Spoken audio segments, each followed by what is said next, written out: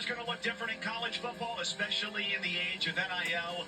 And the Welcome back to the Neyland Stadium in Knoxville, Tennessee, of the Tennessee spring game. And Dustin, perhaps chief among those you're looking at is Joe Welcome. Milton, over 3,100 yards of total offense last year, 20 touchdowns to 5 interceptions. Yeah, those 20 touchdowns are going to be tough to replace, and Joe Milton goes on to the NFL. I talked to Matt Miller, one of ESPN's best draft analysts, and he's I can see the band is over there, so who knows?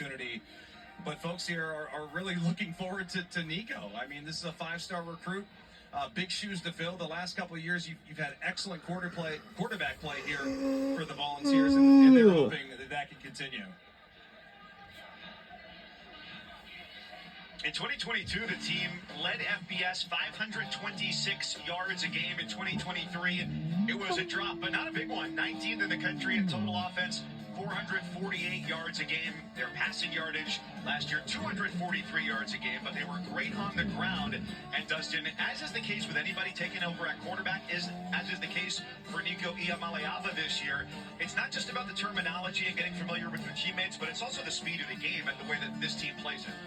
Well, no question. They want to run a ton of plays. They don't set a number of plays per game specifically that they want to get in, but it's more about the tempo, and that's one of the things that Nico's going to have to adjust to. Now, one of the positive things is a change this year. I mean, you're going to have communication through the helmet, and that's another thing that the freshman has to deal with as we go. We'll talk about throughout the broadcast, as well as, Heupel's going to call things in from the sidelines, but he can also get in the ear of Nico, the freshman, throughout the game.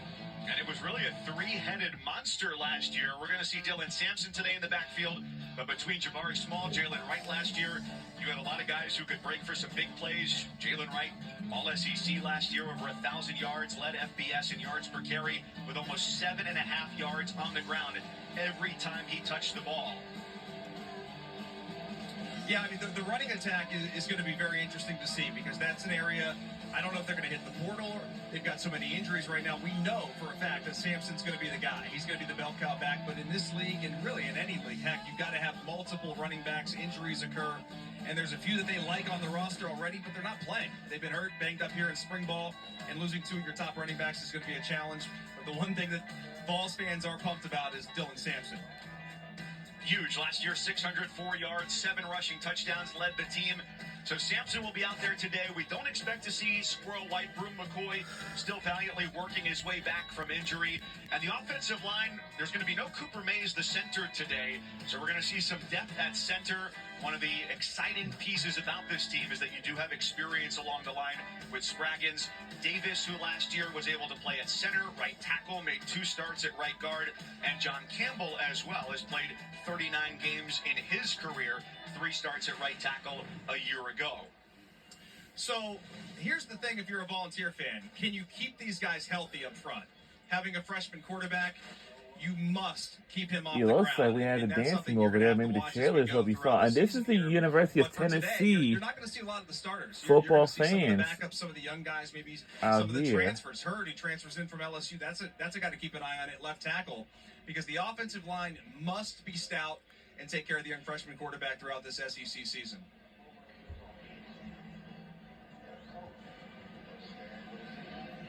Look to the other side, Dustin, as well. The defense last year, Tennessee allowed 20.3 points a game, 22nd in the nation, 3rd in the SEC, and held opponents under 100 yards rushing 7 times. That's the most that it's been done here since 2005.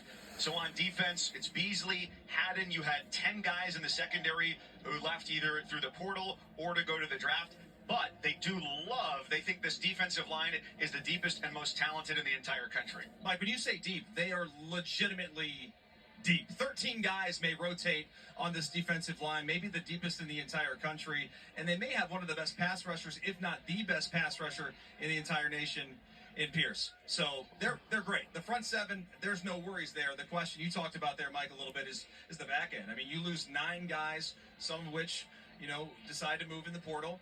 Some are going to the NFL, but the pass defense must improve, and they got a bunch of transfers coming in here and some young players who I think are